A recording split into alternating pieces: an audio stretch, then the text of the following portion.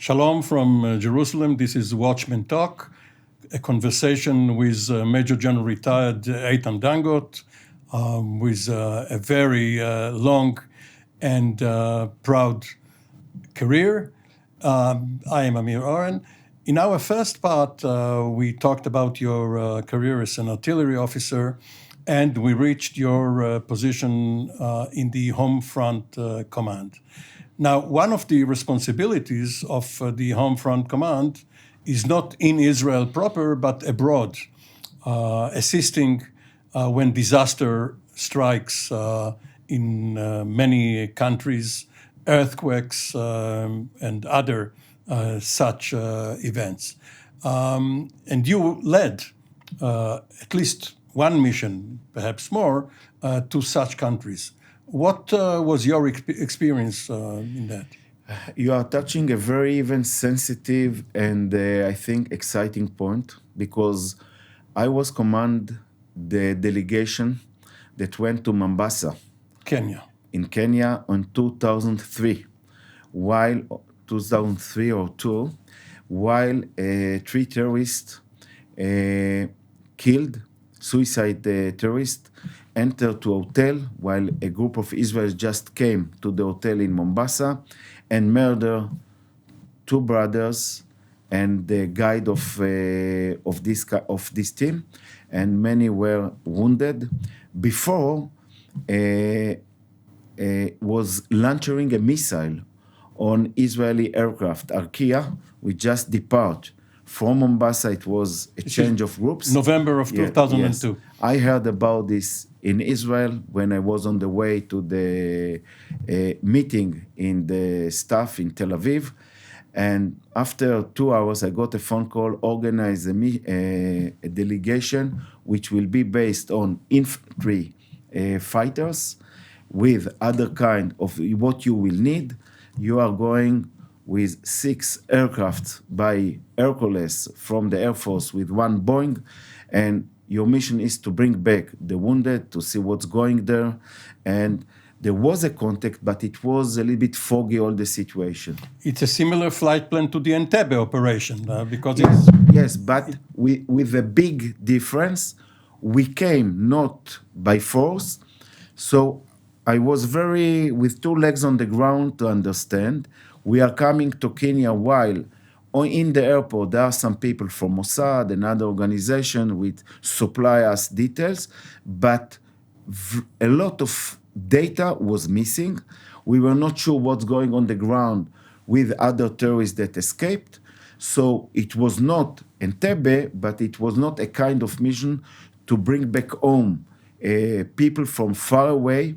And you remind an earth attack, etc. I think that this is the main thing, that each Israeli civilian, when he is in abroad, in his mind, when something happens, he expects, even if far, that maybe the country, IDF, will come.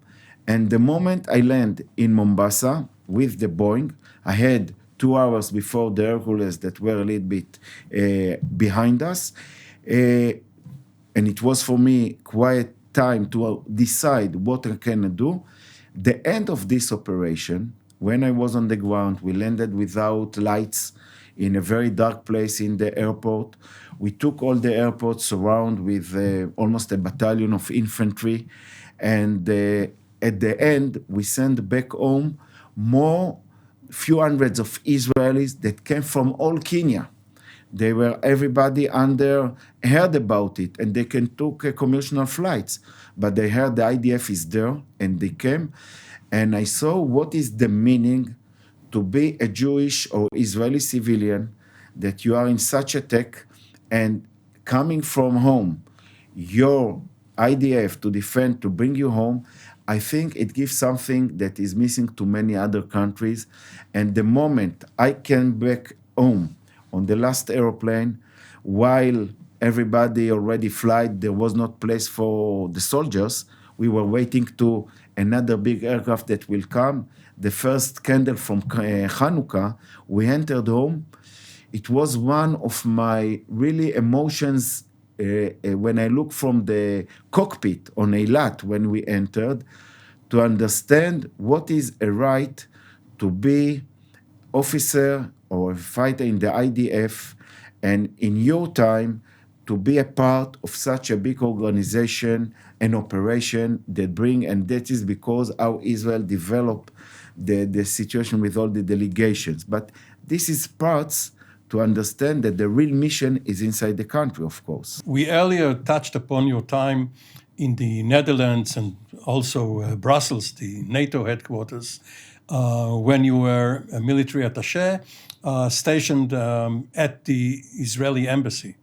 And obviously, you were experienced in working with the foreign ministry, but such a mission, as you just described, to Mombasa, probably gave you another view of intergovernmental, interdepartmental coordination with the foreign ministry, with Mossad, with other parts of the IDF. Is the Israeli government geared to such operations, or do you improvise rather than prepare for it by regular contacts between the ministries and the operational bodies? I think that it's more is directed towards those countries that you have part of dark relations with them. Because when it's open countries, it's much more easy. And by the way, those countries has a lot of advantage to take on such activities by themselves, and it's a different way. But the answer really is, first of all, in every place, try to leave open doors, individual contacts, that on the time you need, you don't know from whom you will get, even its countries, who will open you the door. And it's very important what you just mentioned. The context by the service as Mossad or Interior Security, or context by individual figures, political, helping a lot in such occasions. So if you ask me, Israel should continue on a way to prevent any kind of total close area to some places. You see, in even Abraham Agreement, it helped a lot. And we know that were kind of activities many years ago, like before the peace with Jordan and others. And I believe that if you ask me, I studied a lot from the time I served as a military attaché. I can tell you an example. Even my colleague from Turkey in The Hague, that we were friends, and time came and the relations between Israel and Turkey has been changed. When I was later a major general, I used my contact with one of the main Turkish figures that was ambassador in a very important country to meet him and to discuss things for the country in this kind of really uneasy situation after the Marmara case. Secondly, I met my colleague who became a very high senior officer in the Turkish armed forces to help in other ways. So I think at the end, it's individual stories that helping a lot. Even you are impacted by your movement in the country, even there are sometimes radicals, etc. When you have a door, don't close it automatically with lockers. You happened to serve as the military secretary to three ministers of defense, Shaul Mofaz, who was earlier the chief of staff, a military man, Amir Peretz, who was a civilian, and then Ehud Barak, who was, of course, earlier also chief of staff and then prime minister and minister of defense. Are there general lessons common to all three of them, or is it an individual experience with each of these figures? First of all, it's both, but I think that the main thing, it's not easy. You just mentioned three people, all of them I have a lot of respect, but if you would like to add an add value to those people from your job as a military secretary, you have to identify what you can add in such fields. If you are taking Shaul Mofaz with a lot of security experience, or Amir Peretz come without it, and Amir Peretz after You remember 2 months come to directly to Second Lebanon War, and you're coming Ehud Barak, which was a prime minister. If you are not there with add value to each one of them, to his data, to his background, to his way of thinking, you don't have to stay beside them, and they will not let you to stay beside them, because it's a question sometimes if on a very sensitive points, because Minister of Defense in Israel is really carried and have a large scale that he has to cover on his daily life. But as a military secretary on active service, you're a general officer, a brigadier general, under the chief of staff. The chief of staff has approved your appointment, even if he did not recommend it. And you expect to go back to the service and perhaps be promoted. But your immediate superior is the politician, the Minister of Defense. How do you maneuver between these two? Very difficult to be in such a place of junction.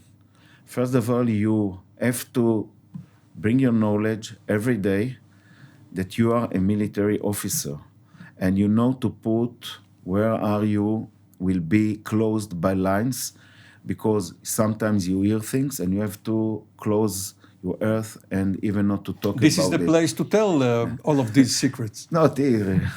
But, and I was asked sometimes if I will write a book about this. It's really adventure, and I studied a lot. But when you are a right hand of someone who give you and trust you, I think it's not going only the time of you're with him, it's going all your life with him. Because everyone at the end is a human being.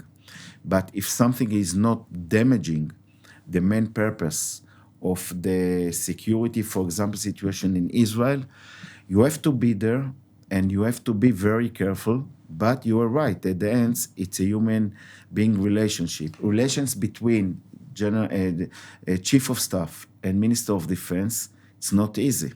Now, in the Israeli system, if the prime minister is not also the Minister of Defense, sometimes Barak and Rabin, for example, held the defense portfolio when they were prime ministers. If there are three senior people, prime minister, Minister of Defense, Chief of Staff, does the system function efficiently, or should the prime minister also be the defense minister? If you ask me now as a civilian, I prefer that will be prime minister, Minister of Defense, of course will be Chief of Defense Staff. I think it's much more better for the country, for democratic way of the countries, that will be exchange of thinking, even tense. And while you are talking, you know that many of the stories that are coming, many of the problems that are raising, are sometimes as an outcome of those who are fulfill a job as the right end. If you know to reduce things, if you know to try to calm them, because everybody, when you are living will together in such a sensitive functions, will be tense and disagreement, and especially at the level of the politicians, credits and kind of things. At the end, in the security, you will have to limit the things that are disturbing you for bringing the main, I think, decisions to take the real and what is need to be taken. And if you ask me, I think that should be a Minister of Defense. And Rabin, I didn't work with him. I met him when I was a military attaché, but I think it was not topical to that kind of thing, because I think that he behaved more than a Minister of Defense, than a prime minister. He liked this kind of atmosphere. I can tell you as a gossip that when I entered to my job, Arik Sharon was that time prime minister. After discussions, sometimes I stayed with him alone, and I felt they are trusting the military area. That is kind of culture and tradition. But I don't believe that a prime minister can be also Minister of Defense, as a lot of other kind of things, to handle policy about opportunities for security products, industry, society. There are a lot of problems to work. If you ask me, if I get the opportunity, I will choose to be Minister of Defense instead of Prime Minister, because there you are limit the unnecessary parts of the political and things that are not running. When Rabin became defense minister 7 years after ending his first term as prime minister, and he was asked whether he wants to go back to the prime ministership, he said that he likes the defense ministry, and being a prime minister is an option, not an obsession. Absolutely. Now, in 2005, 6, and 7, under these three different ministers, first Mofaz, then Peretz, then Barak, you were witness to three momentous events. The withdrawal from Gaza. Disengagement, yeah. The disengagement. Sometimes some other people would say the evacuation or the expulsion. Yes. Leaving Gaza, in any event. Then Lebanon. And then the Syrian nuclear reactor. These are probably events which left their mark on you. And there were others. In between was also the kidnap of Gilad Shalit before the Second Lebanon War. And later on was the operation in Gaza in 2008. Really was, I think, 5 years that has a lot of impact on the Israeli history and also looking for the future. Three different ministers and three different occasions. And if you ask me, it was adventure. And it was, when I'm looking today, when you are getting time from event, I think it's not fair to judge it as you judge it on that time. I was also responsible to the talks, for example, on the disengagement on behalf of Mofaz with the Palestinians in Gaza, with Muhammad Dahlan. I was his POC for what was going in Gaza, and he came with a very strong self-confidence. He said, trust us, we have 15 battalions in Gaza, nothing will happen, and at the end, you know what happened there. Yeah, Hamas threw Fatah off the roofs. But if you ask me, I think it was necessary to be done such a step. I think that today maybe you can think it could be done in other architectural way, but as the main goal of this step, I think it should be done. I served in Gaza as commander of battalion, as a colonel responsible for all the fire. Secondly, Lebanon war that came to us since 2006, there is quite of silence, but I think it shows out things that some of the main figures that were before and even came back after, we don't have to look on what happened in that time. You have to look what happened before. Who gave you the stick? How was the cockpit that time? And the others. And what I mean even, that you should not adopt the lessons from that effect today, I think. For example, if you're taking Lebanon, I think if I would say it today in the cabinet, I would raise the fact whether Israel has to think about war that will be under Israeli against Hezbollah on a time. Don't wait for them. You want to preempt? You want to choose the time? I think in the situation in the Middle East today, you should judge it in a depth way. Time has changed. Hezbollah, Iran, what's bubbling around us. But politically, this is what ruined Begin and Sharon in 1982. Not exactly. We are in a different situation. 82 was Fatah, Syria in Lebanon in a half side, different way. The Middle East is not based on countries anymore. No, but a war of choice. A war of choice is for Israel's security, independent security, and keeping the country while you are looking far away about the nuclear development, while you are looking how the way from Tehran to Beirut is coming more and more close, while Iraq today is becoming maybe an empty field. And you are looking who is the real radical army in the Middle East that you have to be aware to the damage it can be used as a proxy towards you. I mean, Hezbollah, it's not a country, really bring to the table that Israel has to think depthly about timing, about other kind of strategic, looking about what is the area, not to wait to a time that Iran will give green light to Hezbollah, but we have to choose maybe a time to do it by ourselves, because the result should be later more and more rescue towards Israel. I don't say tomorrow, but you have to change your concept. Now, your last job in uniform was as the COGAT, as the coordinator The of government activities. government activities in the territories, which at that time or by that time meant only the West Bank, Gaza being under Hamas, even though, of course, you still had contacts and humanitarian actions there. What were the principles which led you in that job? First of all, I think the main one was that it was continuing as my job with the Minister of Defense. It gave me a lot of advantage, knowledge to understand the flaws. Because when you're dealing with Palestinians, you have the first floor of the operational activities, but above it, and this is much more has impact, is the policy towards the Palestinians. You're right, I divided between Gaza and the West Bank. Simply, from what I knew and learned from the Palestinians, West Bank is not only Palestinian problem. At my time, it was a big involvement of the European community, international community, even today, but today much more lower. Gaza is a different story.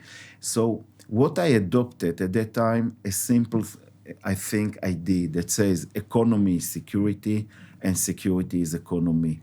And I tried with all I could do and I'm very happy that it has been done, to change a traditional policy towards the West Bank, because I knew the couple that time, Abu Mazen and Fayyad, later on after Fayyad was another prime minister. The prime minister. Yes, but it gave me the idea, the direction of the West Bank is not towards large terror, but it's towards building a new, let's call it infrastructure, a new life to their people.